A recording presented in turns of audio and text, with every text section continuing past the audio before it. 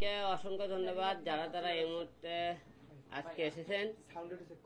যে গতকাল আপনারা দেখেন আমি সবাইকে ডাকছিলাম, সাংবাদিকের ভাইদের নাও শুরু করছি কেবল এখনো নাও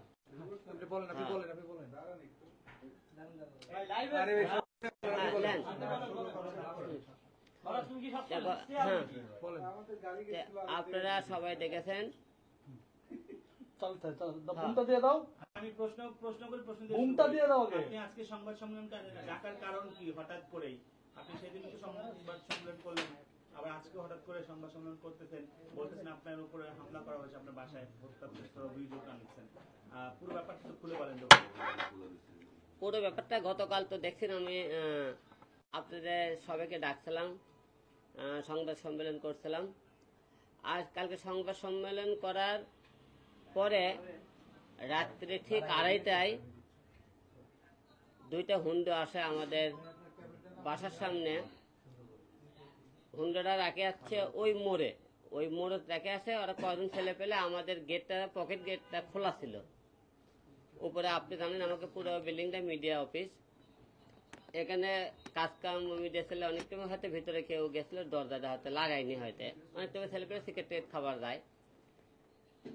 তে 6-7 জন ছেলে পেলে হঠাৎ করে আমার বাসায় ভিতরে ঢুকে দরজা সেই লাগতে আমার অফিস রুমের দরজাটা লাগতে করে, আর যত খারাপ ভাষা আছে গালিগালাজ করে বের হ সেইরকম গালিগালাজকে আমি গালিগালাজগুলো মুখে আনতে চাইতেছি না।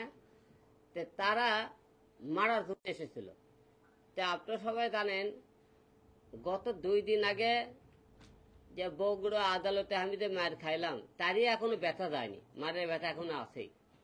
সেই মারের ব্যথা শুকোতে না শুকোতে আবার একটা মারবেন, চিন্তা করুন। তাহলে হিরো আলমের মনে করেন আপনারা নিউজ রেডি করে রাখেন, যারা সাংবাদিক ভাইরা আছেন, তাই হিরো আলম মারা গেছে, দীর্ঘটাই মারা যেতে পারি, যে হিসেবে মনে করেন এরা উঠে পড়ে লাগছে আমাকে মারার জন্যে। আপনাদেরকে এই জন্য ডাকছে যে বাংলাদেশে এত লোক থাকতে হিরো আলমের উপর কেন এত মানুষের আক্রোশ, এত মারের জন্য এত আয়োজন। তো এই জন্য আজকে আপনাকে ডাকছে। আর একটা বিষয়, অনেকেই আপনারা আমাকে খালি বিএনপির লোকেরা, আমাদের জনগণ অনেকেই আমাকে একটা কমেন্টস করতেছেন, তারপরে গালে করতেছেন অনেকে, হিরো আলম আওয়ামী লীগ দালা, তুই তো বঙ্গবন্ধু মাজারে গেছিলি, তুই বঙ্গবন্ধু তাহলে মাজারে গেছে, তুই তো আওয়ামী লীগ। দেশ ও জাতির কাছে আপনাদের কাছে একটা প্রশ্ন করতে চাই, আপনার নিউজটা ভালো করে দেখবেন। 2004 সালে জাতির জনক বঙ্গবন্ধু মাজারে গভীর রাতে আমাকে তারেক রহমান বঙ্গবন্ধু মাজার জিয়ারত করতে গিয়েছিল। আপনারা নিউজটা দেখবেন, 2004 সালে লেখা আছে গভীর রাতে তারেক রহমান বঙ্গবন্ধু মাজার জিয়ারত করলেন। তো বঙ্গবন্ধু মাজার জিয়ারত করতে তারেক রহমান যদি যেতে পারে, তাহলে তারেক রহমান বিএনপি হয়ে গেল, আওয়ামী লীগের কবরস্থানে যেতে পারে, সে তো আওয়ামী লীগ হয়ে জানি। তাই হিরো আলম বলে বঙ্গবন্ধু মাজারত গেছে, কয় তুই তো আওয়ামী লীগ হয়েছে, তুই বঙ্গবন্ধু মাজারে গেছিলি তুই জিয়ারত করার জন্য। তো তারেক রহমান যে বঙ্গবন্ধু মাজারে গেছিল, সে কি আওয়ামী লীগ হয়ে গেছে? আপনারা আমাকে পড়াই দেখে লোকজনা প্রশ্ন করতেছেন, আমাকে গালিগালাজ করে বলতেছেন হিরো আলম বঙ্গবন্ধু মাজারে গেছে। বঙ্গবন্ধু মাজার যে কেউ দোষ করেছে? আমি তো বলেই দিলাম, তো বঙ্গবন্ধু মাজার আমি কোন দেখছিলাম না, বলছিল আমি একটা সংগঠনের সাথে গেছিলাম। তা আমি তো ওই সংগঠনের সাথে জড়িত আওয়ামী লীগ হয়ে থাকে, তাহলে আওয়ামী লীগ থেকে ভোট করলাম না কেন? তা আওয়ামী লীগ হলে তা আওয়ামী লীগের ওয়াইদুল কায়েদের বিরুদ্ধে কেন লড়লাম? তারপরে আওয়ামী লীগের বিরুদ্ধে কেন এত আন্দোলন করলাম? আওয়ামী লীগের বিরুদ্ধে কেন আমি এখনো মাল পাকানোর জন্য ঘুরতেছি? তাহলে আপনারা আমাকে আওয়ামী লীগ করেন কে? হ্যাঁ, আপনারা আওয়ামী লীগ বলতেছেন কেন? আর আপনারা আমাকে, মানুষ অনেকে বলে না যে অনেক মায়ের গর্ভে যমজ সন্তান হয়, যে একই মায়ের গর্ভে থেকে যমজ সন্তান হয়, একই মায়ের গর্ভে মনে করেন আওয়ামী লীগ আর বিএনপি জন্ম।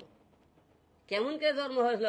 যে আওয়ামী লীগ যে যা করছে, স্বৈরাচারগিরি করছে, আওয়ামী লীগ মনে করে বিএনপি যখন মারছে, যখন ক্ষমতা ছিল, বিএনপি এখন আওয়ামী লীগ মারতেছে। তাহলে এদের পার্থক্য কি? আওয়ামী লীগ আর বিএনপির মধ্যে পার্থক্য কি হলো? অনেকে বড় বড় লোক কয় আলম হলে যে ভুলভাল বক্তব্য দিচ্ছে, বিএনপির বিরুদ্ধে কথাবার্তা দেয়। বিএনপির বিরুদ্ধে ভুলভাল কথাবার্তা বলে বিএনপি কয়েন ধরে ওটার ধুলুম শুরু করছে, এগুলোকে মিথ্যে? হ্যাঁ, আমরা কি মিথ্যে কথা বলছি? আপনি বিভিন্ন জায়গাতে আজকে মারধর, লুটপাট শুরু করছে, আপনি বেশিরভাগ খবর নেন বিএনপি। আমার চোখের সামনে খুন খাবে। গতকাল আপনার রাষ্ট্রীয়